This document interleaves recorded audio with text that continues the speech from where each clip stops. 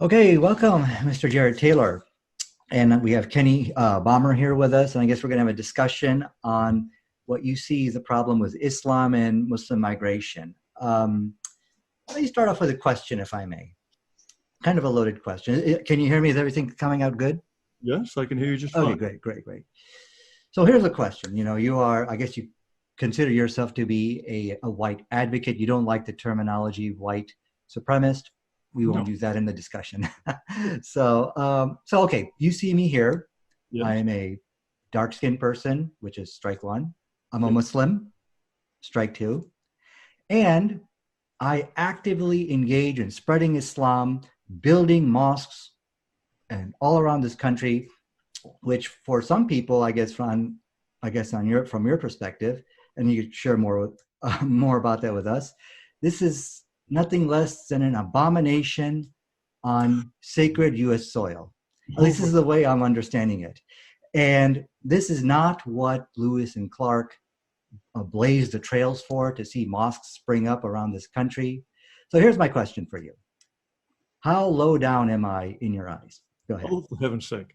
I don't use words like abomination and sacred U.S. soil. That's probably an important difference between me and you. I don't think the soil of any nation is sacred. Perhaps you do. My position is one that is shared by a large number of Americans, namely that this nation, to the extent that it has a core religion, is a Christian nation. And there's no reason to dilute that core with other religions. And there is a larger question here, and that is the question of the benefits of diversity, be it racial diversity, be it religious, be it linguistic diversity. Diversity is a source of weakness and tension, not a source of strength. You find that all over the world. So, first of all, bringing people into the same place who are different in religion, race, language, all of these things causes division. It is not a strength. So that would apply not just to Muslims, not just to people from Asia, not just from people from South Asia, but for all diversity of that kind. So that is my point of departure. So what do you want to do with us then? I mean, I'm actively engaging in spreading Islam. I mean, do you want to put us all on a boat and send us back? I mean, we're here now. I mean, what should we do with people like me? Look, I have never talked about sending anyone outside of the United States. My position is that there should be complete freedom of association, and whites should be free to associate with people like themselves. And if they wish, to have establishments in which they decide who can enter and who does not. Now, I think it was a big mistake to let Muslims ever come into the United States, just as it was a big mistake to let Muslims ever go into Europe. But once they're here, once they're citizens, we have to work out some kind of amicable form of separation. You are apparently in the business of trying to convert people to Islam. Presumably, you would like everyone in the United States to be Muslim. Presumably, you would like to establish Sharia law in the United States, if that is your belief in Islam. That's not what most Americans want. And for most Americans, the idea of people being Islamic and taking it very seriously, and for example, insisting that women cover up, insisting that there be separate bathing hours for men and women in swimming pools, insisting on having foot baths in universities where people can wash their feet before they worship and special rooms set aside for them. All of this is a huge past. Also, to the extent that Muslims insist on not serving pork in school lunches, all of these are impositions on an American way of life that Americans did not ask for and do not strengthen us, are all sources of tension. And that's just to begin with. Okay, well, let's get into that. Hey, can you see my desktop by any chance? Can you see what I got here? Probably not. What have you got there? Can you see my desktop? I can see it, yes. In fact, let me go here. I want to play some video here real quick, if I may. I just wanted to kind of question you on a couple of things you said about Islam. And definitely we'll get onto the whole thing about whether Muslims want to impose Sharia law and there's no pork being served in certain schools, and therefore this is some kind of problem. We'll get into that. I wanted to play some video, if I may, of you, Jared, about some questionable statements you made about Islam here. And you can see that, right, Kenny? You guys can see that? Yes, I can see it. Okay, so let's play this, and let me know if the sound comes out quickly. Okay. He just took it for himself. He gave infidels the choice of conversion or death. Okay, so Yeah. this is one of your tapes about what uses Islam, and you're talking about the Prophet Muhammad sallallahu alaihi wasallam, who was our prophet. You said that he gave the infidels, as you said, the choice of conversion or death. So I have here a copy of the Holy Quran, and I would like for you to give me the chapter and verse where I can read that, where he gave in our holy book. Do you have that with us? No, I don't. What I can tell you is that that has been the experience of many people who encountered Islam all across. Saudi Arabia became, or the Saudi Peninsula became Islam in a huge hurry. It's my understanding that that was the choice given the people there. Also, when the Muslims broke out of the Saudi Peninsula and swept across North Africa, they converted the North Africans at the point of the sword. At 711, they crossed into Spain, conquered Spain, and went all the way up to Tours, France. Whether or not you say that it was a choice of conversion or death, there's no question that Islam at that period was extremely aggressive, both militarily and religiously. And all of that has continued vis-a-vis the West up until 1683. Nearly 1,000 years, there was constant warfare and battle between Christian Europe and the Muslim world. All of this has laid the ground for perpetual tension and incompatibility. It's all our fault, but we'll get to that. No, it's not necessarily all your fault. It's an incompatibility. And there's no question that Muslims invaded Spain and were prepared to conquer the entire world. Isn't that what jihad is all about? Spreading Islam at all costs? You were engaged in a more peaceful jihad, starting mosques and making America as Islamic as possible. The impulse is the same, even if the methods are different. Okay, so as far as you know, this is not a teaching of the Quran, because let me play some more of this tape over here. Okay. Islam starts with Muhammad, and there's a lot about him in the Muslim holy books. He was, without a doubt, the most violent, fanatical, misogynistic, bloodthirsty sex maniac ever to start a major religion. Okay, so now I will get to the point about how Islam spread and the battles and the things which you mentioned, and you threw a lot at me. One thing I would ask you, just give me 1 point at a time. We'll get to that, but where I'm trying to take you first is exactly what you just said. You said it was in the Holy Book. I have here the Holy Book, Jared, and you said that all of this violence, bloodthirsty, forced conversions, all of that can be found in this Holy Book. So I guess my question for you, do you have any reference for that where I can read it and find it? The Hadith and the Sirah and the Quran are very lengthy documents. I do not claim to be an expert on all of the content. And it is my understanding that there are passages in the Quran that talk about death to infidels. I understand that there are also passages that are more peaceful. You can find various kinds of passages in Islam.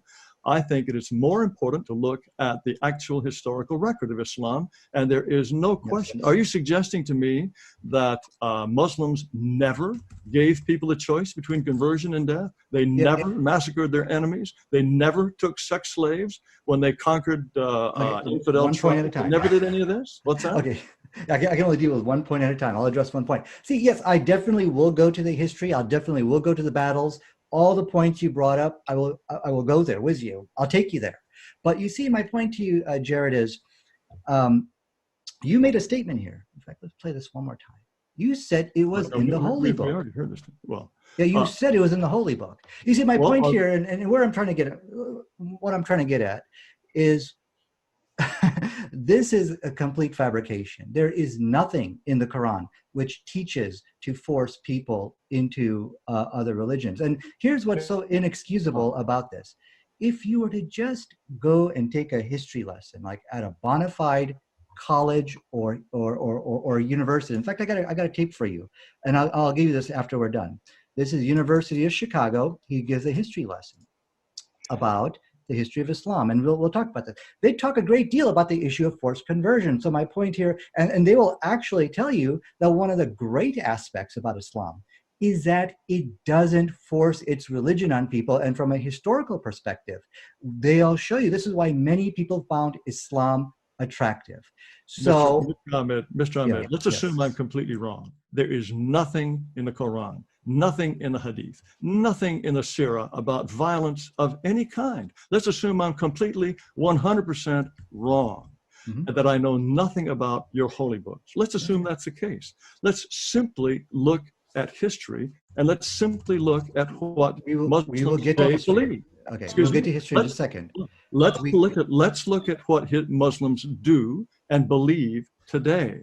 I mean, if you look at what's happening in Muslims in Great Britain, for example, all of these sex grooming cases in Rotherham, Well, there were 1,500 British girls who were taken advantage of, raped, passed around like meat, bought and sold, many of them tortured. In Telford, an estimated 1,000 girls, some of them as young as 11 years old. Newcastle, 700 girls. Rochdale, Huddersfield. There's been a continuing phenomenon in Britain. Now, I'm not claiming that the Hadith says go out and groom English girls. I'm not saying that at all. I'm saying these things happened, and these were done by Muslims who were immigrants into the UK.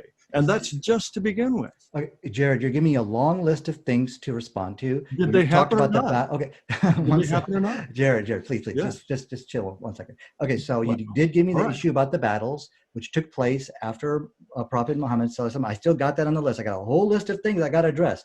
And now you've added the issue about the grooming gangs and all that, which is nothing more than imitation of the kuffar, and we'll talk about that. Imitation of what? What's an imitation of the kuffar. Yeah, raping girls is an imitation of the kuffar. And what those people are doing are actually imitating them. But. Okay. Let's go back to the. Whoa. Nothing Okay. Islamic about that, right? Jared, 1 second, please. Okay. Kenny, if you could also kind of chime in, just we could get some order. Yeah, well, I'm just letting you gentlemen talk. But as I'm listening, I need a little bit of help. Sure. Because my point here is, please, we want to go to we're going to start with a scripture, what the Quran teaches, and the Hadith, and all those things, because you did say it's in the book. Okay, then I don't think that's very interesting. Let's eliminate that by saying I'm completely wrong. Okay. That the Quran, the Hadith, and the Surah are all about love, nothing about violent conversion. Let's just set that aside, because I'm not an expert in any of those things. Let's just say I was completely and 100% wrong. Let's just talk about what Muslims do today. How's that? I'll just say that's I was fine. We'll get away wrong. from scripture. Okay, and I will accept that. Maybe you don't. You're not well versed in the Quran. You're not very well versed in the Hadith. Therefore, you're not ready to take on this type of challenge, and that's totally fine. That's totally fine. I accept that. But I want to now, and I will address all the points which you've raised. But see, my point to you, Jared, is before you made a video here, and I hope you will. Not this video. You did make a video in which you specifically pointed that the Muslims are only acting in accordance to what Muhammad did and what the Quran teaches. And my point to you is, from what it looks like, and I'm going to come into your defense, Jared. I'm going to come to your defense here. I'm not going to blame you. I'm going to say, Jared, I don't 1 second. ask to be defended. Maybe I'm wrong. I don't claim to understand that. Here's what's wrong. Here's where the problem happened. Here's how this mistake happened. Okay, and I'm going to kind of defend you here. I'm not. The purpose here tonight. I know how this is coming off that. Okay, Jared is a quote white supremacist, which he doesn't accept that term. No, I'm not. White advocate. Okay, that's fine. And so it looks like, okay, I've kind of set you up to give you the big fall, and that's not the case here. I'm going to tell you how this mistake happened. Okay. Look. I don't care. I don't care how it may have been that I have a misapprehension of the Quranic scripture. That makes no difference to me ultimately. I suspect that there are passages in the Quran and the Hadith and the Surah that support what I'm saying, but I cannot prove it. I cannot. Let me ask you a question. Let's just set that aside. I've got to ask you a question. I've got to ask you a question. If you can't prove what you're saying, you can't substantiate what you're saying, but you're making blanket statements based on limited knowledge that you don't have, then why is it that you're making those comments? Why would you make such a blanket comment and blanket statements? I will explain. You have no knowledge about what you're talking about. Plato. That's speaking from ignorance. Okay, guys, everyone chill. Okay, here, guys, please, everyone chill. Let me talk about Plato here. It means you're simply speaking from ignorance. But go ahead. Here's where the problem is. I want everyone to just listen to give me 2 minutes, please, and then we'll address the issues Jared talked about. So here's what happens, and here's why these type of mistakes happen. This is called the Platonic cave. Have you heard about the Platonic cave, Jared? Of course. Look, I find this discussion utterly uninteresting because I've told you I may be completely wrong. I got this information from sources I thought were trustworthy. Maybe they were not. So let's just move aside. I do not care what it says in the Quran. What I care Quran, is about, Hadith, I agree. I don't care what it You says. don't care, but Wait, you want, Kenny, but you Kenny, do Kenny. care to I make care blanket about- statements. Kenny, please, please. Hold on. You don't care. You don't care, but you care enough to make blanket statements repeatedly and make videos over and over again. Attack. Okay, wait. I'm sorry. What Look, I'm saying I is, accept. Okay, let me just say one thing. may I speak for an uninterrupted 20 seconds? Yes. What I'm saying is, Yes. I got information from what I thought was reliable sources about documents I do not have the time to read. Maybe they were wrong, maybe they were deceptive. But to me, what is in the Quran is vastly unimportant. What is important is the effect of Muslims on Western countries when they immigrate in large numbers. That to me is important. And if you all say, I'm completely wrong about the Quran and all the inscriptions, that's fine. Let's not even talk about that. There's no purpose in talking about that. We're done with that. In fact, let me close all these windows. We're not going to talk about that anymore. No. Convenient. That's very convenient. Okay, no, Convenient. Kenny, please, Kenny. He's already accepted he's wrong. Hey, look. I could very well be wrong. It's not an important We're matter. not going to go there anymore. Okay, let me close all these windows. Yes. Okay, good. Let's now, get I just want back to, to if I may Rondo. say one thing about Plato, and then we can go on to the rape gangs. Can I do that, please? About what? I want to Plato? talk about the Platonic cave just for a minute, and then we can go on to the rape gangs. I suspect this is very not helpful, but go ahead if you wish. This is my understanding, okay? And just give me 1 minute here. And this is very interesting. A lot of people love to hear about the Platonic cave. So here's what happens. So basically, Plato described how these type of problems happen. So here we see in the Platonic cave, we have these people here who are in the hoods. These are the myth makers. These are the people who trap these people in the cave to believe in these false things. Now they can get out of the cave at any time, but they're too scared because they put a fire over here. This fire here is Islamist terrorism. The Quran teaches hate and all of this stuff about Islam. So Plato actually basically described what we as Muslims are experiencing today. Now, this is really interesting. You can go into Google. Too bad. I'm very sorry for you, but this is not helpful. Okay, that's fine. All right, and finally, some people are able to make it out. And this is what I believe my job is here, because you asked, well, how is Islam helping? Well, I feel like I'm this kind of guy over here, yelling over here, trying to expose the myth and the silly propaganda. Like this is the Fox News lies and Pat Robertson who are trying to speak about Islam. Look, shout about it all you like. I concede I know very little about those documents, and maybe I'm completely wrong. So there's no point in talking about them anymore. Yes. So let's talk about. So explain to me. Explain away the 1,500 victims in Rotherham and the 1,000 victims in Telford. Explain those away for me. Okay, so what you're talking about are the terrorist attacks, which are taking place. No. These are the sex grooming. Oh, the sex grooming. Yes. Almost exclusively by Pakistani Muslims. They take advantage of young English girls. Yes. They get them drunk. They pass them, or they get them having sex. They drug them. They beat them. They pass them around. They buy and sell them. It's absolutely disgusting what's been done. And this has been going on for years. And I agree with you. It's shameful. Okay. And Jared, I do accept what you're saying is horrible. It's wrong. And some people have wrongfully claimed that this is Islam, which is causing them to behave this way. Let me start off by saying, if someone makes that claim, I'm going to go after them. So I would advise you, Jared, if you're going to say something like that, I will go after you and show you, and I'll have the Quran once again. I'll ask you, okay, you show me where it says that. Okay, but anyways, but let me continue. Let me answer your question. So when the Pakistani people, when they do these type of things, when they rape women, then this is something which we call imitation of the kuffar. They are imitating the non-believers because this rape gangs and raping white women or whatever, this is something we see happen inside South Africa, which preceded what the people are doing in England. We see in countries like Liberia, where 60 to 90% of these women have been raped. So raping girls and doing this type of stuff is imitation of the kuffar. We condemn it. We hate it. Now, I want to give you a possible reason why this is happening. I believe it is because of the influence of cyber porn. Now, people can just get the porn on their what's it called, their phones. And I believe when people are raised from a very young age, like 12, and they're looking at porn, every day, then unfortunately Look, these things look, happen. That's my theory. Go ahead. okay, that's your theory, but it is in the UK. It is almost exclusively Pakistanis and other Muslims who are doing this. Where's the source for Let that? me finish. For you to make that claim, Yeah. Let me finish. So go. Yeah, sorry. Cyber porn is available to everyone. It's these Pakistani Muslims who are behaving in this particular way. Likewise, rape in Sweden. The BBC reports that 58% of the men convicted of rape in Sweden are born overseas. Overwhelmingly, they are from the Middle East, North Africa, and East Africa. They are foreign-born at 24% of the population, committing 58% of the rapes. That means they are 4 times more likely than Swedes to be convicted of rape. Why would any nation want a group within its borders that is 4 times more likely to commit rape? And I don't care whether it's due to cyber porn, whether there's anything in the Hadith that says go out and rape the white women. I don't care. The fact is, this is happening, and Western countries should not have to put up with it.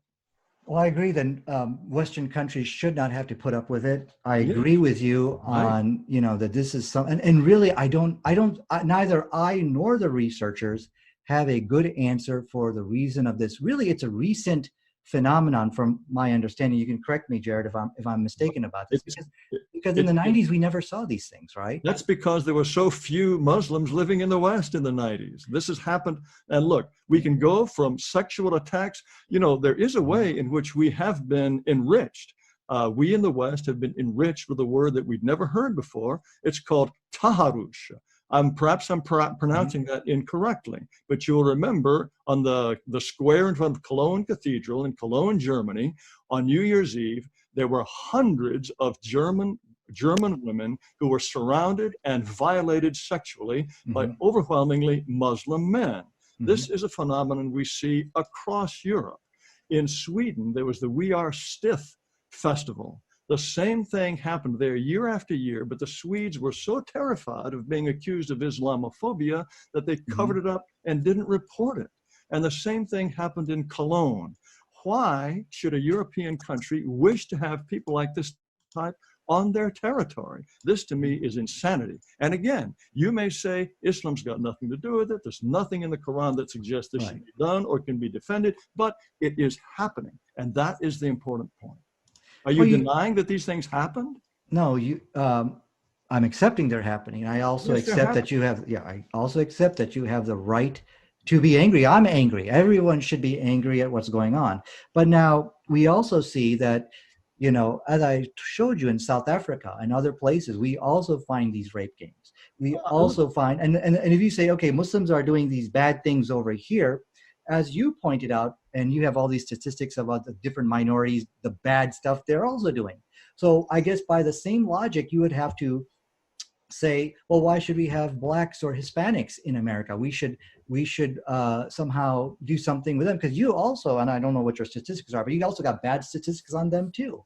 So we're not the only minorities which are misbehaving. Wouldn't you agree? No, you're not. Yeah. You are a minority that has come recently and that we had every reason to keep out, but for reasons that are incomprehensible to me, in the name of some sort of diversity, the Western countries admitted these minorities. Why add to a collection of people who are misbehaving? And then if you even talk about terrorism in the United States, there's a 2011 report by the Heritage Foundation that since September 11, 2001, since those terrorist attacks, 40 Islamic terrorist plots have been foiled by the FBI. 40. Right. And since 2009, there have been 11 deadly attacks, including the Boston Marathon, the Fort Hood shooting, the San Bernardino shooting, the Pulse nightclub, in which 94 Americans have been killed. These are Muslims who are only 1% of the American population are committing these crimes. Aside from all of these problems of halal or not, or bathing with women or not, why should we import a group of people if even only a small number of them is committing this kind of attack? There's a very simple solution. Just don't let them in. The same is true for terrorism in Europe. In the last 4 years, just from 2015. Jared, can I answer some of that? Yeah, I'm sorry. Don't throw. I'm sorry. In fact, I probably lost a lot of the points you were mentioning. So just give me a couple of points at a time. So yeah, when it comes to the We're talking issue, about Muslim terrorism. please. And let me Jared, just may I- make one last yeah, point. yeah. Even if only a small percentage of Muslims wish to kill Christians and Americans, why let any of them in? There would have to be some sort of overwhelming benefit from having these people in the country if we were to accept a population, even of which only a small percentage wishes to kill us. Yes. Okay. Now, you keep talking about, the whole issue about the rape gangs. I Yeah. find that to be indefensible. I'm not even going to try to defend it. It's disgusting. Well, As I said, this is an imitation of the non-believers, because this whole idea of raping girls, this is something which they're imitating them. This is the way we look at it. Now, one of the problems is when it comes to terrorism, what you are going to find is that your white advocates have a terrorism problem too. The Muslims are now. Jared, please allow me to speak. I know, let's not talk over each other. Because now, when you talk to the FBI, when you talk to the people, Department of Homeland Security, they see white advocates, or what you call neo-Nazi terrorism, and the far right as a greater threat than even the Muslims. Now, let me get you a reference for that. Okay. In fact, I've heard yes, that many, okay. many times. But this is coming from law enforcement. Now, this is coming from law enforcement, where they say that they are a greater threat than even the Muslims. And in fact, I'll tell you about a program. In fact, here's a reference I'm quoting right from here. Okay. And there's many more than that. Okay. And I know you've heard this, but here's my point here now. Let's look at the terrorist attacks by right wings. And if you want to quote statistics, only 49% of your right-wing buddies here, they accept the religious freedom for Muslims, meaning giving them the free will, the free choice. They will engage in the same religious persecution as their forefathers handed down to us. Here is a list of terrorist attacks, just like you gave us a dirty laundry list of Muslims. Here is your dirty laundry list, okay? Look at this. Suspect arrested, accused of throwing a Bible into Colorado mosque. That's a small one. Let's keep going, okay? Look. And so here's my point, Jared. You have a terrorism problem. The white advocate terrorism is a greater threat than us. Look. And look at this. This is a horrible list here. Wait. Let's assume that statistics are correct. I think much of what is blamed on white advocacy or white nationalism is in fact nothing to do with it, but let's assume that your statistics are absolutely correct. Nothing to do with it. Hold on, stop there. Yes, what percentage of the population is white, and what percentage of the population is Muslim? The Muslim population is 1%. The white population is about 62%. There are 60 times more white people than Muslims in the United States. Even if whites and Muslims were committing terrorism at equal rates, that means per capita, Muslims are 60 times more likely to be committing terrorism. And finally, these Muslims came to the United States as guests of this country. They didn't have to be there, and I'm saying it was a terrible mistake to let them in. The Muslims that came here originally in this country were brought here on slave ships. That is the truth. If you'd study the history of this country, then you would know that the Muslims were brought here were in the backs of slave ships. And so you're condemning people and making these accusations when it's actually the white people. And here I am, white person from Houston, Texas, and I've heard this type of bantering repeatedly from people just like you. And sir, you are indeed a racist. You are indeed a white supremacist. There's no question about it. Okay, guys, let's so I'm not. It's different.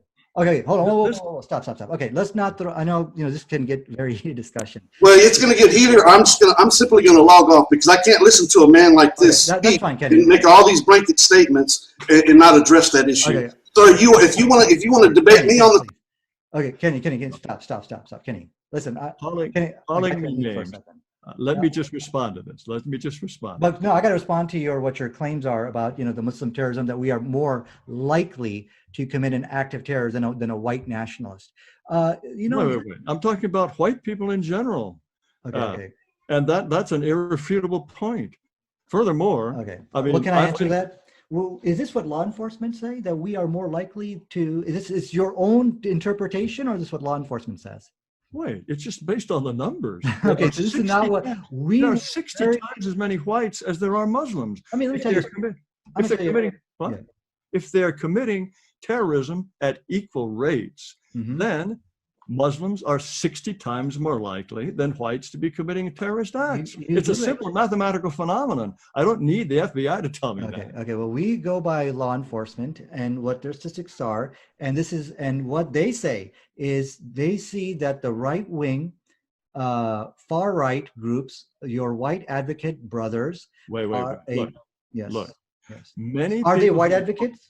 Many people called right wing, they are sovereign citizens groups, they are militia groups. They don't necessarily have any kind of connection with white advocacy whatsoever. That's exactly what we say. Can you not see that your face is as black as our face, Jared? If you look, you are in the same boat as we as Muslims are. You are saying the same thing we're saying. Oh, but they don't represent us. Look, they are white advocates. They argue, and I bet you they listen to your podcast. I bet you they listen to everything you say, but you're now saying the same story. What the Muslims are saying, they're extremists. We don't acknowledge them. So my point here is you're as black as we are at this when it comes to terrorism. Okay. So the issue here is law enforcement. And I'm going to tell you a story real quick here. Okay. And this is something, a little bit of FYI for you.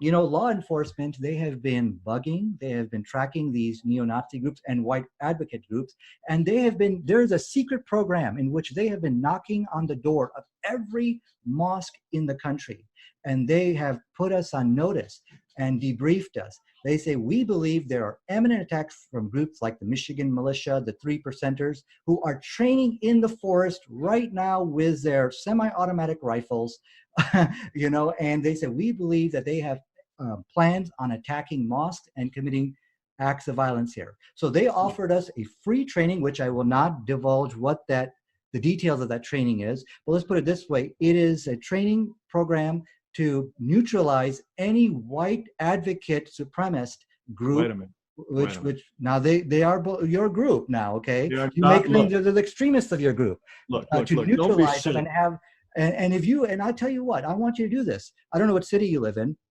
but on Friday, you go to the mosque. Just go to the mosque for the Friday prayer and look at the level of security there. We got law enforcement there. Kenny can probably, vouch for that. Every mosque in the country, law enforcement put, security on every mosque for their. Now, why? Who is that? Is it from Muslim terrorists? No, it's your brothers in race, the white advocates. So you have a terrorism problem just like we do. You mentioned two groups, the Michigan militia, the 3%ers. Yes. Those people have a doctrine that has nothing whatsoever to do with any kind of white racial consciousness. But the fact is, whether or not there are some people who share some of my views who are violent does not in any way negate the fact that we have voluntarily imported a group, namely Muslims, which has shown itself to be violent, not just in the United States, but in Europe as well. And that is, as I said, you have the FBI involved, and that's why they've been managed to foil these 40 Muslim terrorist plots meant to kill as many Americans as possible. The same thing has been happening in Europe. In the last 4 years, between 2015 and 2018, there have been 87 successful murderous terrorism attacks in Europe that killed 360 people. 360 people. They're dead. They can't bring them back. We don't know how many are wounded. And that doesn't even include the 193 dead in the Madrid attack in 2004, or the 52 dead in the London attack. This is a problem. This is a problem in the West when Muslims arrive in large numbers. Have you ever heard of a Muslim attack in Hungary or Estonia or Poland? No, because they don't accept Muslims. Okay, so here's my response to what you just said. Yes. To all the terrorist attacks.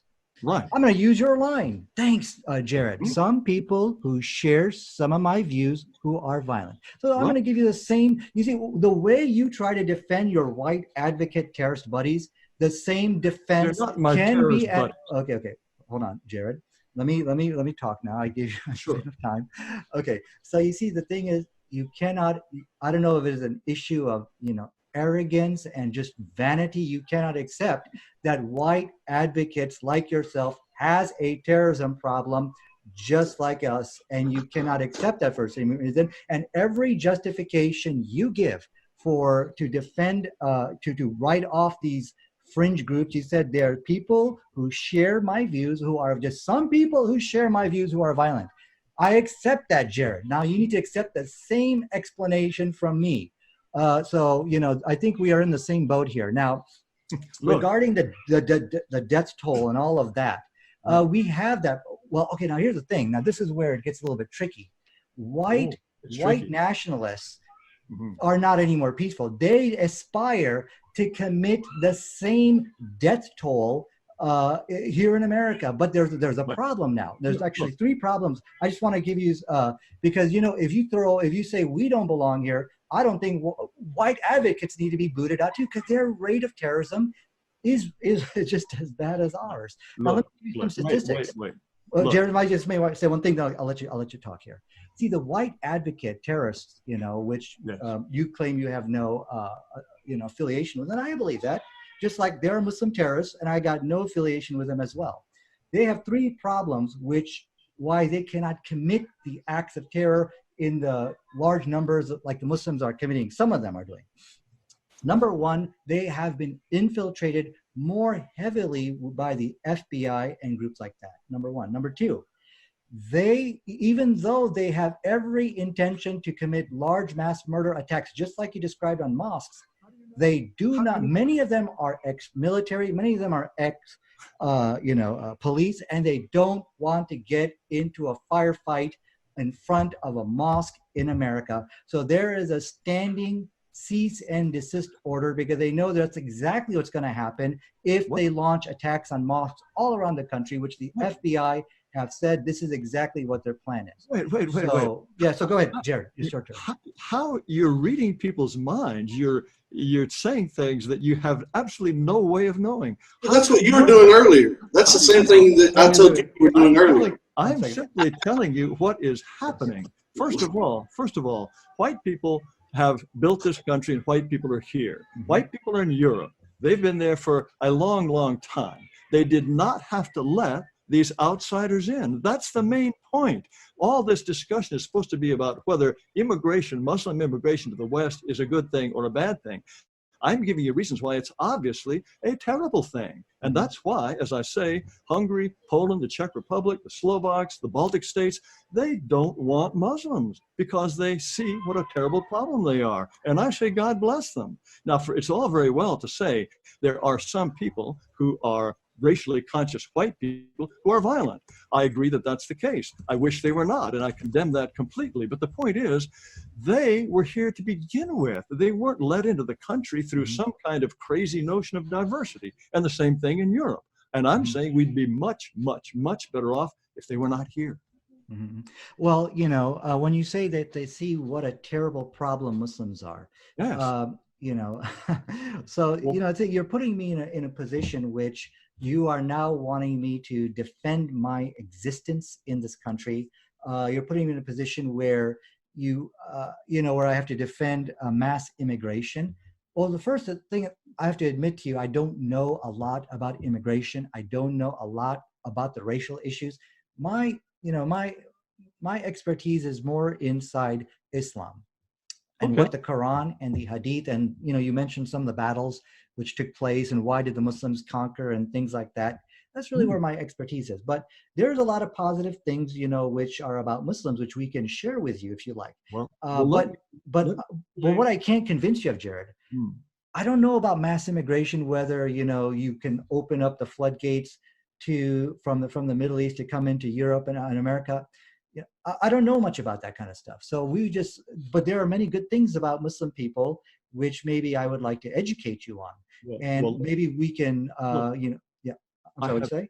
have no doubt that there are many fine Muslims. And we bring a lot of good, Well, I don't doubt that there are many honest, hardworking, generous Muslims. But the point is, many of them bring attitudes that are completely incompatible with the West. Like what? 2016, according to a Guardian poll in Britain, 52% of the Muslims says homosexuality should be illegal. That's completely out of step with the British public. Only 5% of Britons think that. 20% of British Muslims say that adulterers should be stoned to death. That's completely out of step with Britain. 23% want Sharia law imposed on Britain. For heaven's sake, this is something completely different from the way British people think. Likewise, we have attitudes of this kind in this country as well. I don't know if you remember, in the Minneapolis airport, many of the taxi drivers were Muslims, and they refused to take dogs, little pet dogs, in the taxi. They refused to take anyone who had a bottle of alcohol with him. They were imposing their ideas. Perhaps those are part of Sharia, perhaps not. I don't claim to know. But these were Muslims saying, we're not even going to pick up somebody who's got a little dog with him or has got a bottle of wine. This is the sort of thing is completely unacceptable in the West. Also, the way Muslims want women to cover up. They think that walking around in a bathing suit, many of them think that's immoral. That is incompatible with life in the West. And there is absolutely no reason why we should let people in large numbers who take those views. And many of the views are even more shocking. You know, the number of people who think that drinking alcohol is morally wrong. 93% in Southeast Asia, 84% in the Middle East. 82% sub-Saharan Africa think that drinking alcohol is morally wrong. Well, they're allowed to think that, but it is no good for the West to have people who have this moral attitude towards something that's commonly accepted in our countries thinking that it's morally wrong. How can that possibly help the West? Okay, here, now you threw a big laundry list of stuff. Let me address them one by one. So, you know, the negative attitudes towards homosexualities. Well, you know, if we look inside this country, let's just say you're in America and I'm in America. There's, you know, I don't think the homosexuals are too much worried about, you know, Muslims coming out there and killing them. There's only one incident which really happened, and that was inside the nightclub, which happened in Orlando, but that was because of different reasons. It was more because of what was going on in Syria and the atrocities which were being committed against Muslims. So he used them as a likely target. You see, the thing about homosexualities, adulterers, and stuff like that, Christians share the same value. In fact, I'll give you an example of a group. You know, the Jehovah's Witness people, they do not salute the American flag. They do not believe in supporting this country. They see this country, the American government, as almost like an idolatrous government. They do not participate. They share many of the same values which actually Muslims do. But we don't, of course, we don't share the whole issue about not saluting the flag. But yet that's okay. Many Christians actually have the same viewpoint which you have. For example, there are Seventh-day Adventists who don't believe in drinking alcohol. They see that as morally wrong. You have apostolic Christians. You have different, what the name of the groups of Christians who are not apostolic, but I'm sure you know what I'm talking about, who wear the bonnet on their head. They see wearing a bathing suit as immoral too, but they're okay. You have Orthodox Jewish women who don't wear a bathing suit, but that's okay. So having views which conflict with modernity is okay, so long as you don't, you know, we can both agree you don't plan on forcing other people to do that. Now, from the last time I've checked, no woman wearing a bathing suit, a bikini, is afraid of a Muslim attacking them in the United States of America. And I can never say it'll never happen, but I think it is a very, very low probability of that happening. So your reasons for us being incompatible with you, they're laughable, Jared. Come on, try better than that.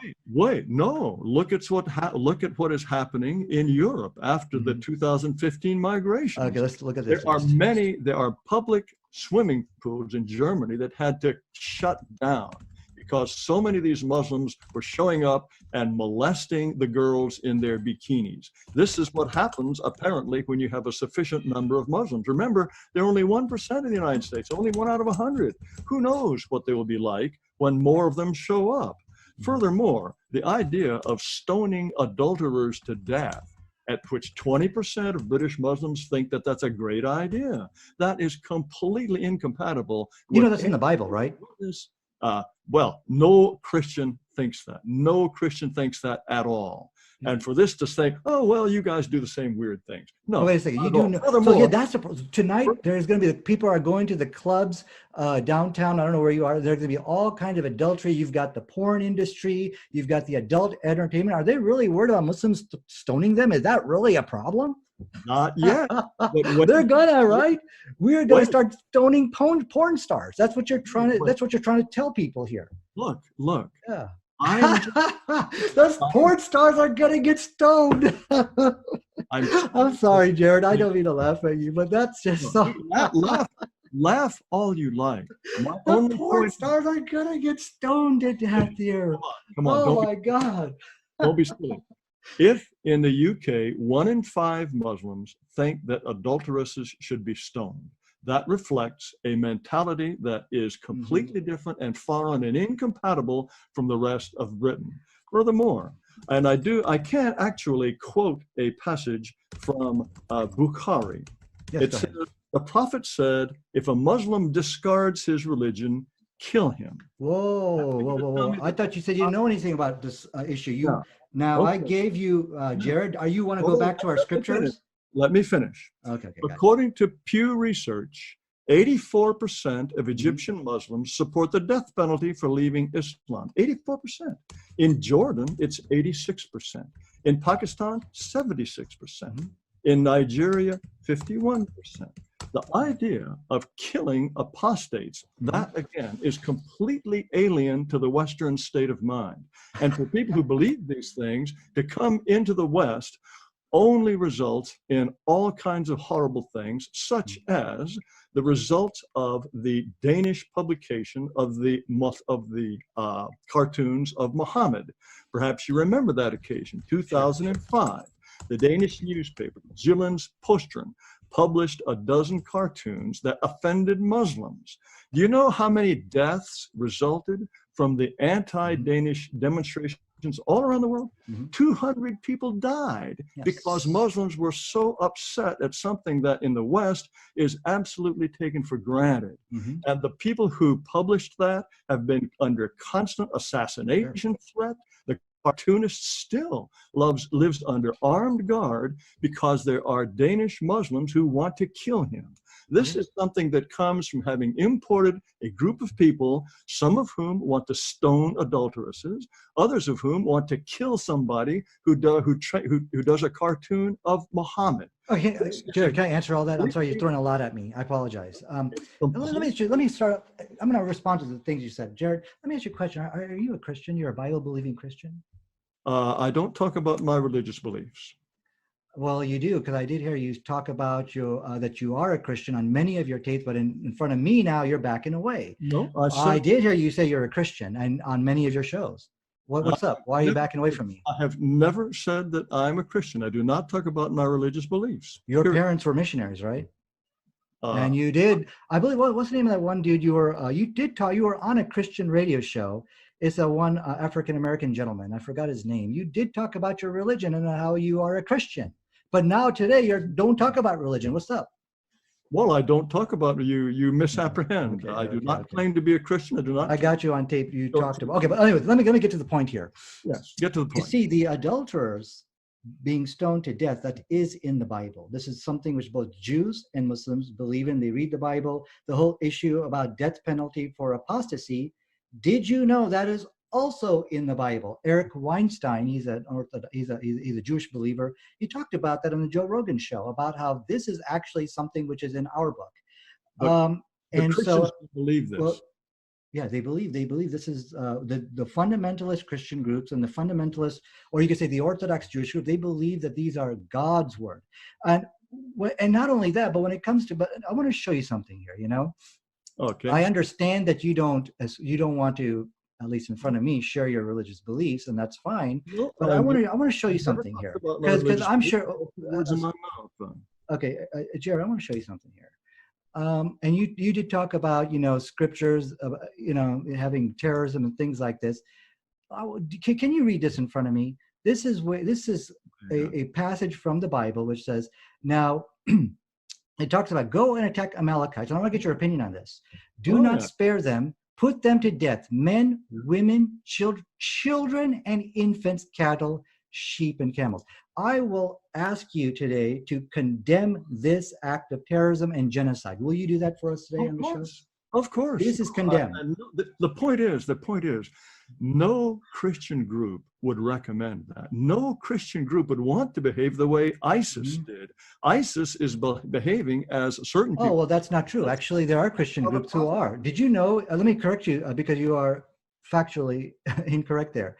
Did you know that the war in Syria is actually a Christian holy war? The Russian Orthodox Church declared the Syrian war to be a Christian holy war, and on that note, they have attacked Christians, have attacked U.S. troops, Christians.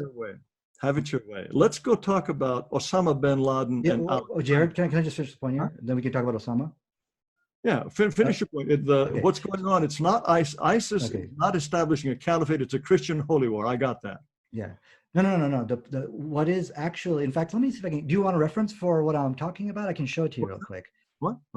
Would you like a reference? No. I don't really need the reference, but let's provisionally, let's say you're right. The Christian holy war. It's got nothing to do with Islam. Yeah.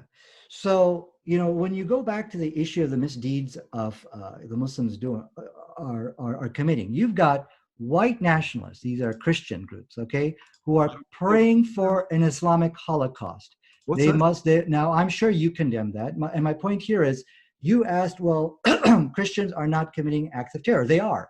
They even attacked American troops in fact, in Syria. And I'm sure you remember that America killed 200 Syrians in a strike of Assad soldiers.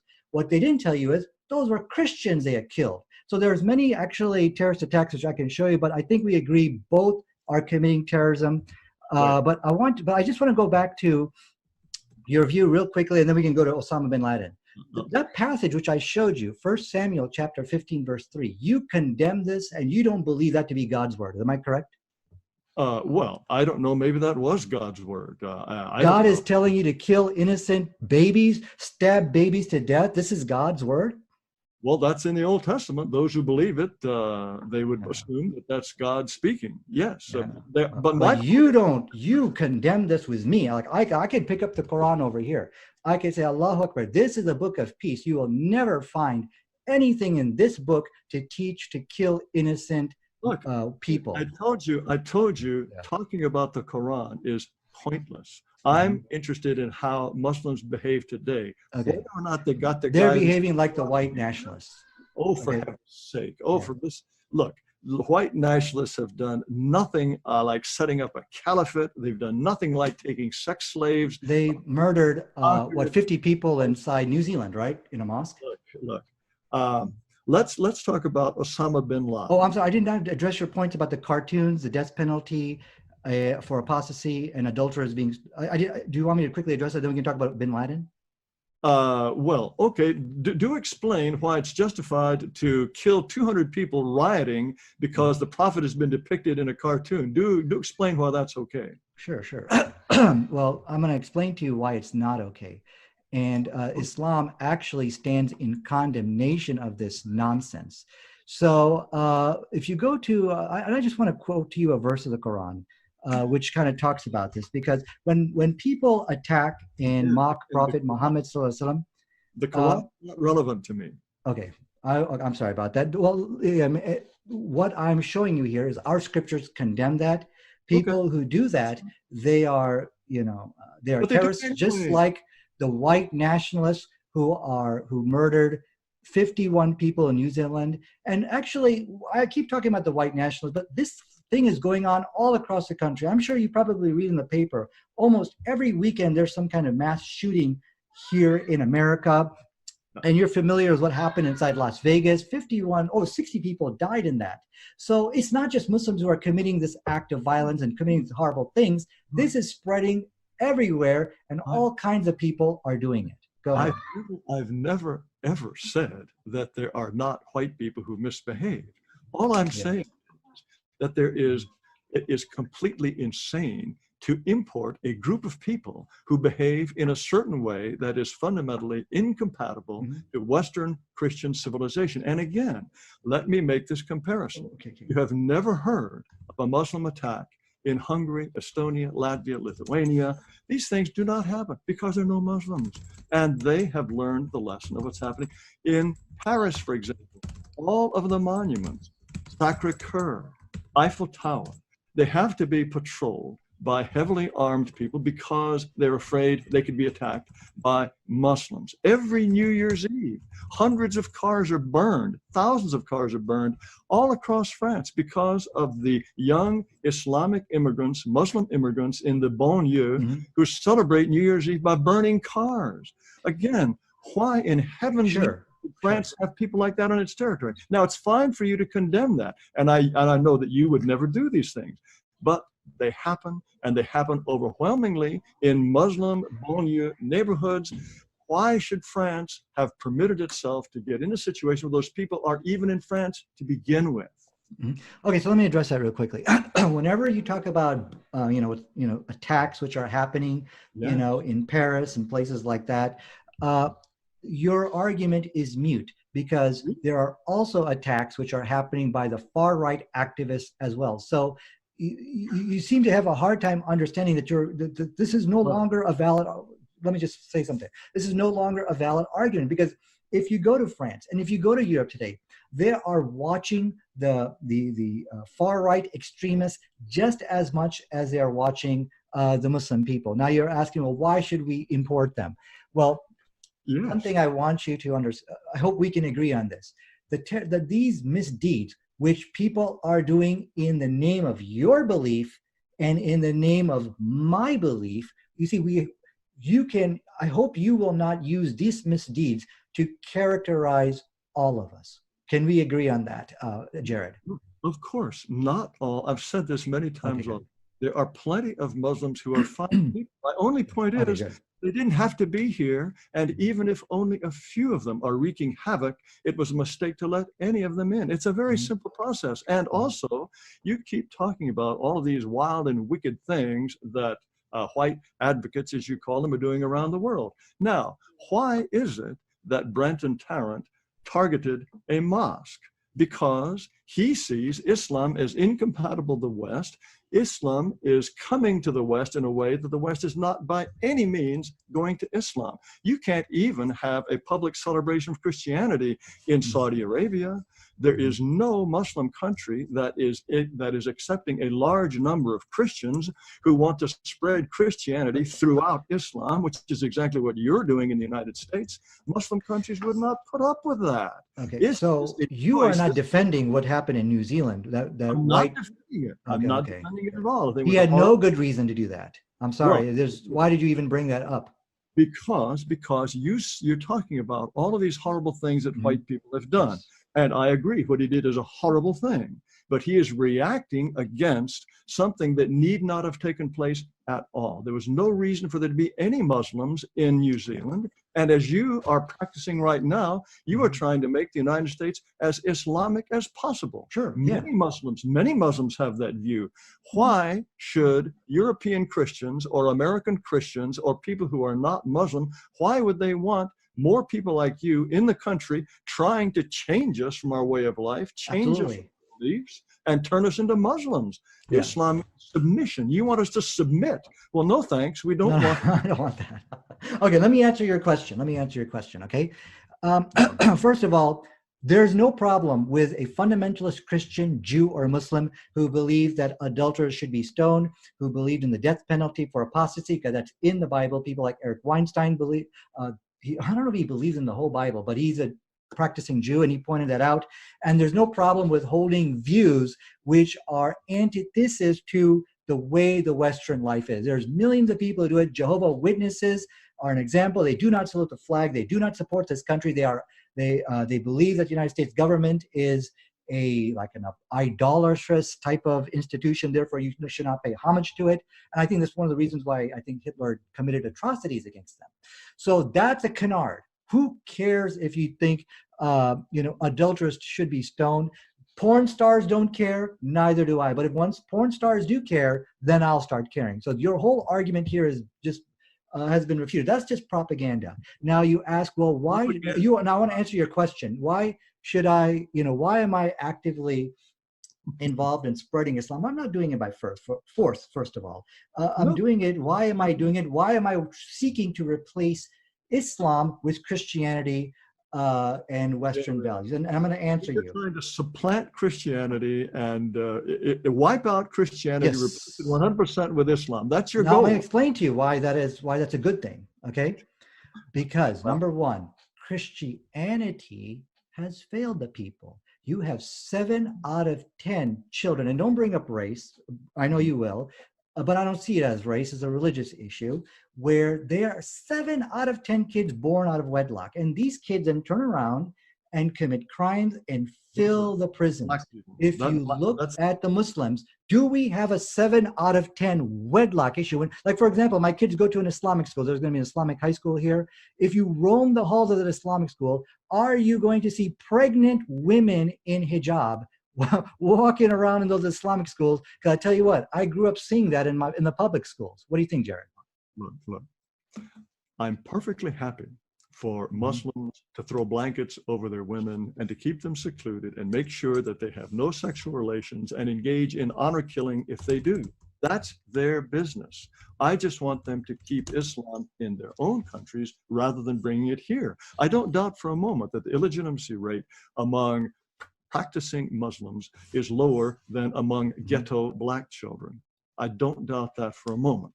But these are different ways of organizing a society. Islam is not just a religion. It's a way of completely organizing society in a political way. I don't think you would deny it.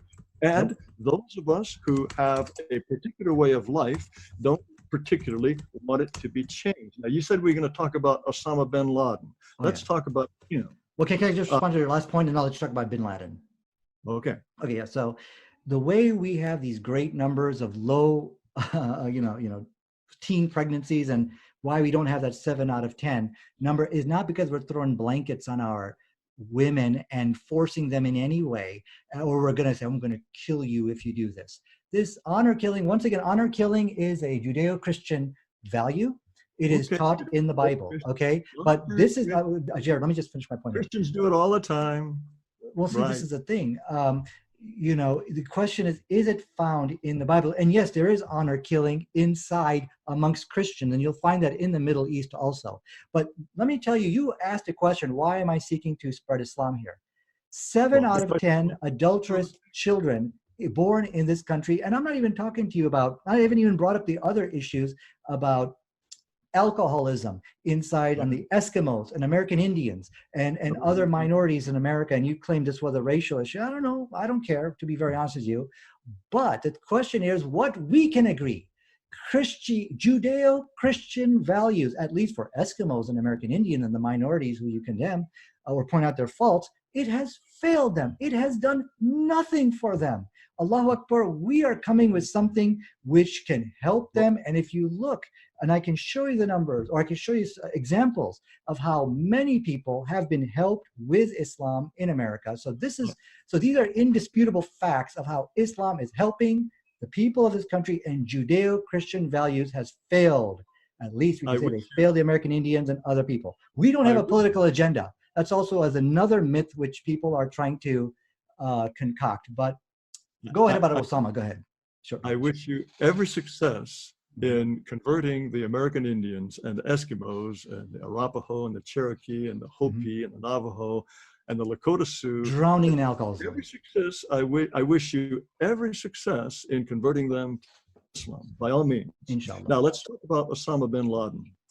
According to the Pew Research poll in 2003, 59% of Indonesians supported Osama bin Laden. 56% of Jordanians supported him. Furthermore, I think this is quite interesting. On a Gallup poll that was taken right after Osama bin Laden was killed, 51% of Pakistanis were grieving for Osama bin Laden. Only 11% thought that his death was a good thing.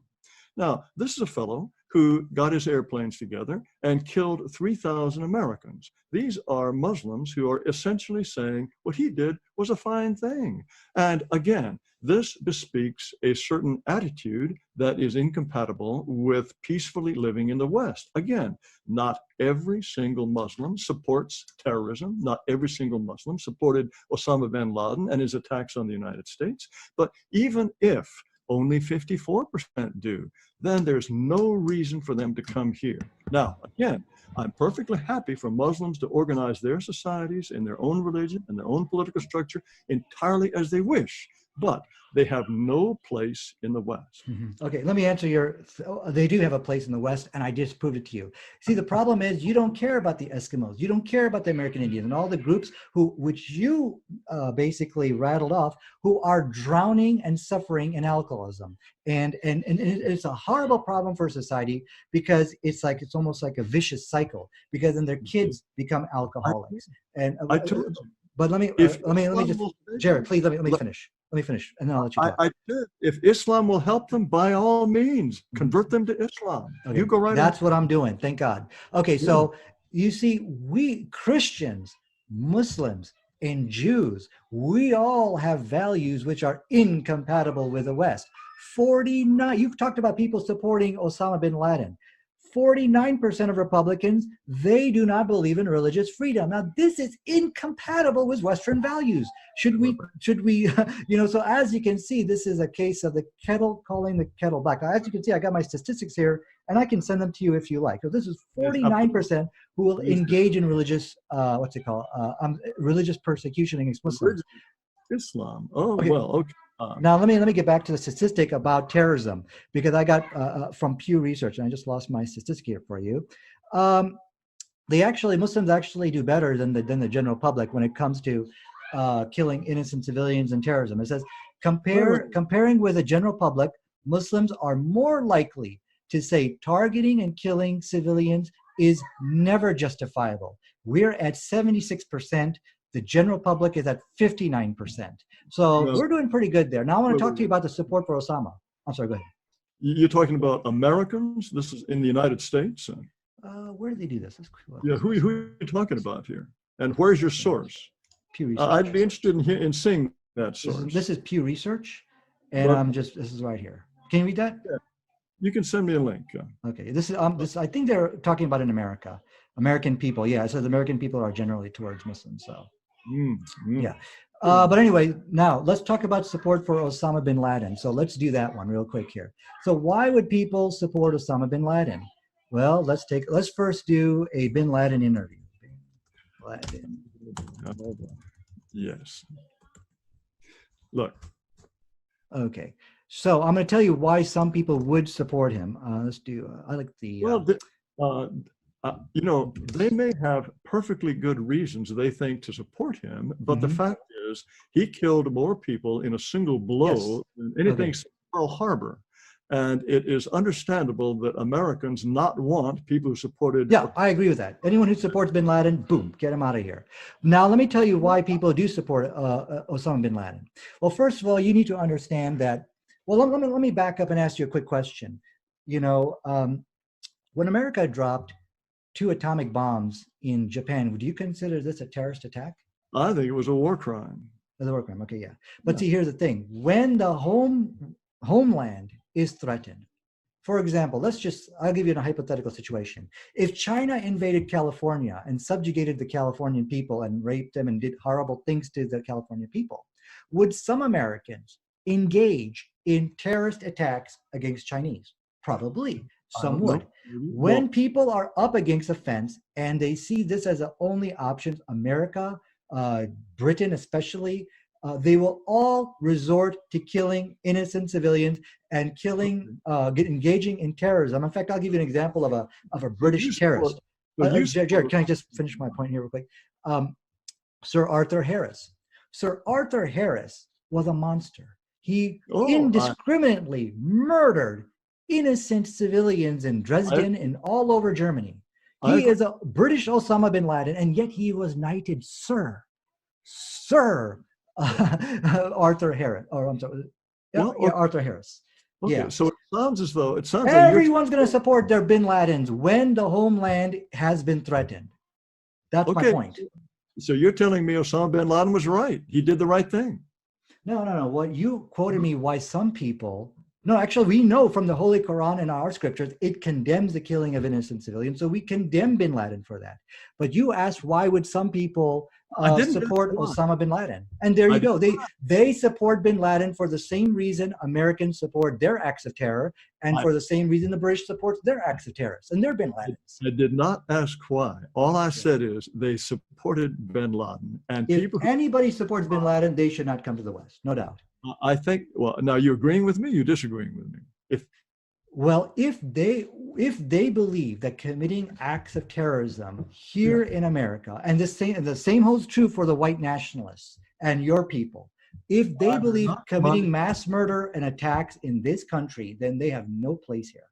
Well, good. I'm glad you agree with me on that. Then, yes. So how about people who think that apostates should be killed? Do they have any place in the United States? Remember, 85% of Egyptians think apostates should be killed. Yeah, this is a Judeo-Christian value. It's in the Bible. So, like I said, there are many Jews and Christians who believe that the Bible is the Word of God, and it's specifically taught in the Bible.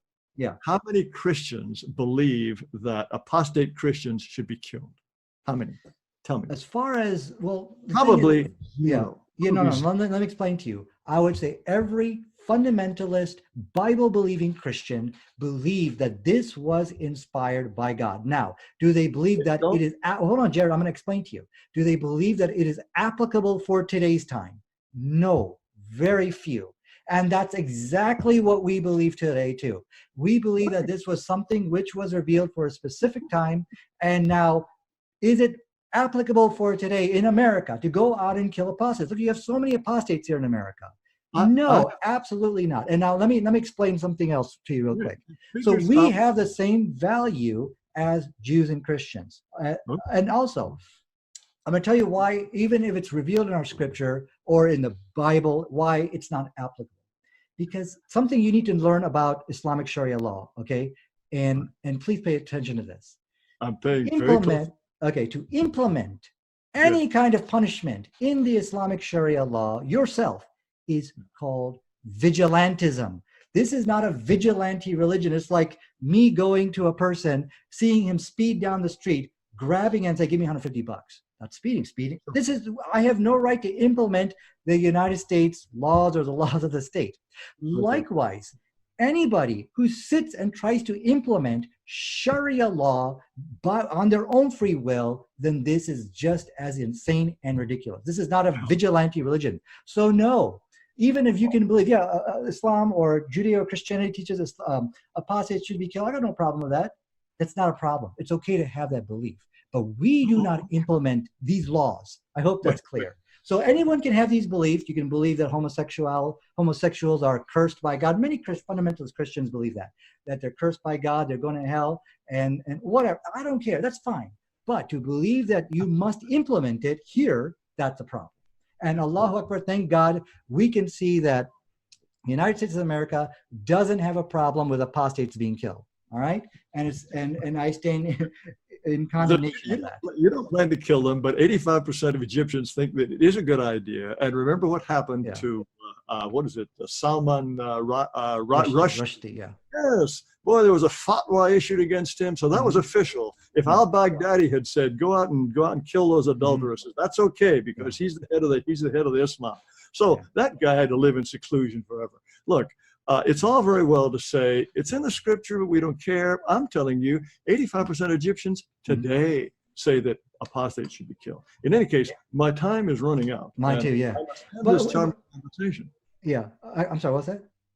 My time is running out. Yeah, me too. I think we went a little over today. But no, I enjoyed this discussion, and I know I didn't answer everything you raised. But, one thing I do want to ask you, Jared, we started off by, discussing what was in the Islamic scriptures. Can I get a promise from you that 48 hours from now, you're not going to be talking about the religion of Islam is a religion of terror, and this is what their holy book teaches? I hope I won't see this from you again. Well, I can't make any promises, but because you were wrong about saying that in those videos. I don't claim to be an expert on the holy books, and Okay. I don't believe that the sources that I've consulted are liars. But I suspect that the Islamic holy texts, like the Bible, contain many potentially contradictory things. But when the people who are running ISIS give Islamic explanation for what they're doing, I suspect that there is some sort of logical and plausible explanation for what they do. Now, there may be contradictory scripture as well, but I don't believe that they're inventing it out of pure nothing. Jared, can we do this? Listen, you mentioned that you have this trusted source of people who fed you this baloney, this stuff, and you just trusted what they said. Can many of those people, by the way, do you know who Robert Spencer is by any chance? I know who he is. Yeah. Yes, I debated him. I would like to share my debate with you. You know who Dr. Bill Warren is? Yes, I know who he is too. I had a debate with him too. I would like to share these debates with you. So now you can hear from both sides. How does that sound? Can I email you those? Yeah, but do email them. Yes, Okay. and I'm sure you just crushed them mercilessly. Oh, it was a beatdown, bully beatdown. Allahu Akbar. Okay. In fact, I tell you what, it was so bad. Robert Spencer, such a coward, he will never debate me again. Same thing with Bill Warren. It was a brutal beatdown. But anyway, I'm gonna let you be the judge, and I want to and let's begin this process of learning what the Islamic scriptures really teach. And I think you're going to be amazed at what a wonderful peaceful book the Quran is. But anyways, I'm sorry, my time's up. I am prepared to be amazed. I look forward to being amazed, but that does not change the activities of Muslims today. And again, your white supremacist buddies who are just as rotten. Look. What I am saying, there's no point in repeating myself. White people are here to begin with. Some of them are good, some of them are bad. If they do bad things, I don't want any more bad white people in the country. The point is, we don't need to import Muslims, and neither do the Europeans, and to do so was absolute folly. And so I bid you farewell. Thank you, sir. If I can figure out how to, you can probably figure out how to I'm going to stop the share right now, and that'll automatically let you go. Okay. Thank you so much, Jared. It was a very wonderful discussion. Bye-bye.